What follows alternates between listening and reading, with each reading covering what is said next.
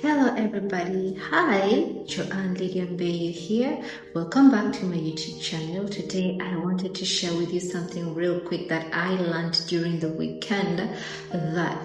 previous weekend, that I found to be so profound. This thing just blew my mind, and I felt it best to share it with other people, which I believe will open our eyes and help us to desire to become the people that God designed us to be according to His original design and plan that He had for us even before we came onto this earth. So let's get into it. So your life is written in the volume of books. Your life is written in the volume of books. Jesus said that I have come in the volume of books. In Hebrews 10:7, King James Version, Jesus says that I have come according to the volume of books written concerning me to do your will, O God. So it shows that every one of us has their lives written in the volume of books.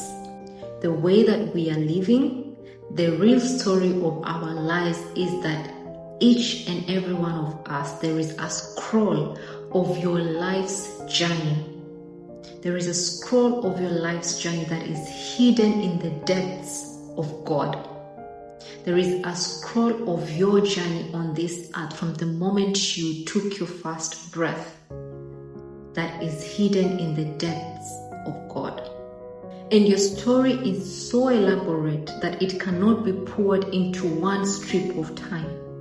Time will burst should the entire eternal essence of who you are is poured into one strip of time. Time will burst. I want to read you what Psalms 139 verse 16 to 17 says. That is King David who was making this prayer.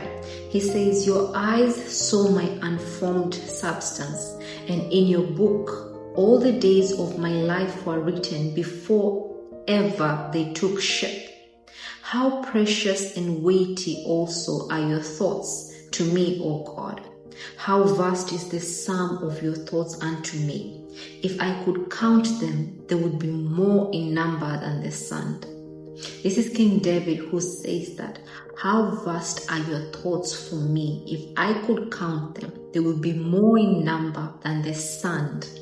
The sand that we know, the sand, the normal sand, S-A-N-D, that the thoughts of God unto us, unto each and every one of us, are more than the number of sands in this world. It shows you how deep God's thoughts He has for you. That should tell you something about how profound and elaborate you are. And due to this, God cascades our lives into season. We don't live our lives according to years, just as the way you say, okay, 2023, 2024, 2025. We don't live our lives according to years, but we live our lives in terms of seasons of life. You know, the way we have the summer season, the winter season, the autumn, the spring, you know, it's like a couple of months that are dedicated or are specified as this is the autumn season or this is the winter season. That's how we live our lives. You might find that this is a particular season of your life which might last from a few months to even years. So we live our lives in seasons and not in years.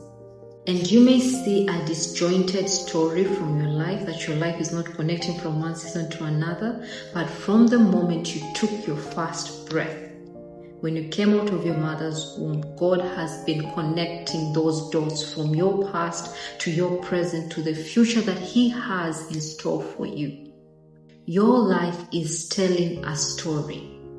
Your life is telling a story. There is a sound from your past that only your future will make sense. And that's why sometimes when we get maybe to the present, you look back and you realize that there are some things happen the way they are, and now they make sense to you while you are in your present. No? So there is a sound from your past that only your future can make sense. So your past has spoken, your present is speaking as at now, and your future, your tomorrow will speak as well. So in your depths, in who you are as a person, in the inside of you is a whole mystery awaiting to be unraveled. You are so deep that you are a mystery even to yourself. And you cannot know yourself in totality if you cannot know God. You cannot know yourself in totality if you cannot know God. Now let me let you in on another secret. King Herod tried to kill Jesus when he was a baby. Pharaoh tried to kill Moses. The Pharaoh at that time tried to kill Moses when he was a baby as well, because he had issued a decree that baby boys under the age of 2 years should be killed. So this tells you that it is easy to kill a king, or it is easy to kill a seed while it's still young. That is, it's easy to kill a king while it's still a baby. And the enemy, that is the devil, he tries to kill who we are, who we really are, the original design of who we are, through so many things. And I'll mention a few. He tries to kill us through distraction, by distracting you from focusing on what is right, on what that can build who you are. He distracts you and shifts your focus on the right things. He tries to kill us through addictions. People have been immersed in different addictions that destroys who you are on the inside, and it causes whatever that God has deposited in you to ooze out. He also tries to kill who we are by creating all these kind of personality disorders, identity crisis, all those kinds of craziness that exists nowadays in the world. That's how the enemy tries to destroy who we are, the original design of who you are that God created you to be. And unfortunately, sometimes we don't even know how potent, how deep, how heavy we are on the inside.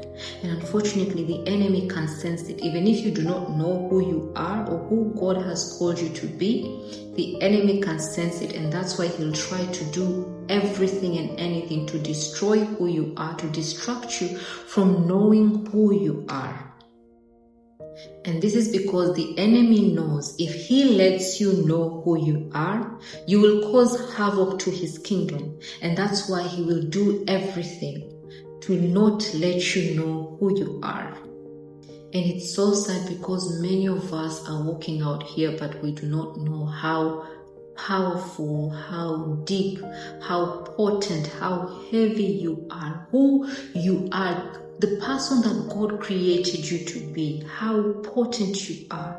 But the enemy has thrown us into a lot of distractions and corruption of this age and time that prevents us from seeing who we really are. And unfortunately, you cannot know who you are unless you know who God is. And in knowing God, it's not just knowing God on Sundays when you go to church, but it's knowing God progressively, day after day, drawing near to Him. And as you draw near to God, He will unravel the mystery that you are and show you who you truly are according to His master plan and His blueprints for you. So let me stop here tonight, and I just want to make a small prayer for each and every one of us, and whosoever who will stumble upon this video. In the name of Jesus, I lift each and every one of us unto God. May God guard our hearts and our minds, that God will reiterate who we are and whose we are. And anyone who's struggling with any form of personality disorder, identity crisis, any form of worries, addictions, anxieties, may they be stripped away in the name of Jesus. May God show us, teach us, and help us to know how to protect all that God has deposited within our depths. Deliverance starts with us, my brothers and sisters. God delivers us so that we can help other people to get delivered as well. So may God deliver each and every one of us from every situation and circumstances that have prevented us to see who we truly are according to God's master plan and blueprints for us. And it is in the name of Jesus I pray. So that's it from me, and this is what I really thought was very essential and very significant to share with each and every one of us. Please share with whosoever you believe that would benefit from this video. So see you in the next video. Take care of yourselves. Bye.